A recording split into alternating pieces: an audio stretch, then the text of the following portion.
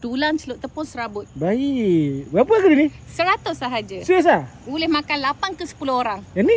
Yang ini kalau nak berkuah boleh ambil udang galang menangis. Berapa harga ni? Yang ini RM30 sahaja. Kak, yang ni dalam dia ada apa Yang ini ada udang saiz SL, udang galah dan sotong. Ayam goreng seekor. Serius ah? Yes. Harga cuma RM29, berat 2 kg. 2 kg? Yes. Oh, okey baik. Okey. Kopi sikit tengok boleh? Alright, boleh. Tak masalah. Baik. Panas-panas. Ah. Datang dengan 4 sos. Ya, betul. Sos apa ni? Kita ada cheese, ada sos Korea, ada garlic dan sos cili. RM29 je? Ya. Sampai bila harga ni? Tapi harga ni untuk tahun ini saja. Tahun depan kita dah harga asal RM39.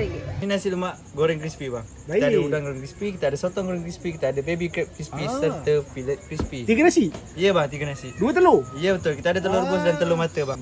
Bagi kena gerang lah. Rendang kerang satu, sekejap Baik. Dia tak pedas sangat lah. Tak pedas bang, biasa-biasa saja bang. Biasa-biasa. Yeah. 2 kan? Ya. Satu lagi bagi sotong kembang. Ya betul. Abang satu kembang kan? Sotong kembang. Alright.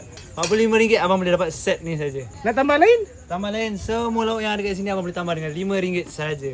Okey, ni set cakap bakar Portugis. Satu orang makan RM25 je. Oh, siap nasi. Ya, sekali dengan nasi. RM25 saja. Yeah. Oh, Portugis ya ada bendir ni betul-betul. Baik. Nasi tambah RM1 ni? RM2 je. 5 ayam 5 daging, nasi pit, harga dia RM10 je bang. RM10 je bang Ya, RM10 je. Kau campur bang? Boleh. Baik. Ayam saja RM1 bang? Ayam 80 sen je bang, daging RM1. Oh, berarti so RM10 je Kalau orang order baru kita bakar lah panas-panas. Dalam big breakfast plate ni ada telur yang kita boleh buat scramble, telur mata ataupun omelette, sausage, baked beans, baked potato, toast, mixed vegetable dan chicken sticky. Cuma RM18 saja. 18 je? Yes. Punya cheesy beef tteokbokki. Baik. Okay. Cheesy beef tteokbokki Tteokbokki ni apa Tteokbokki ni bang? Tteokbokki. Ni dia makanan Korea bang. Oh. Baik. Ni beef dia. Baik, ada beef. Ini saya seorang punya habis ni bang. Cantik bang. Berapa ringgit macam ni bang abang jual ni? Dalam RM12.90. Baik. Okey bang. Settle.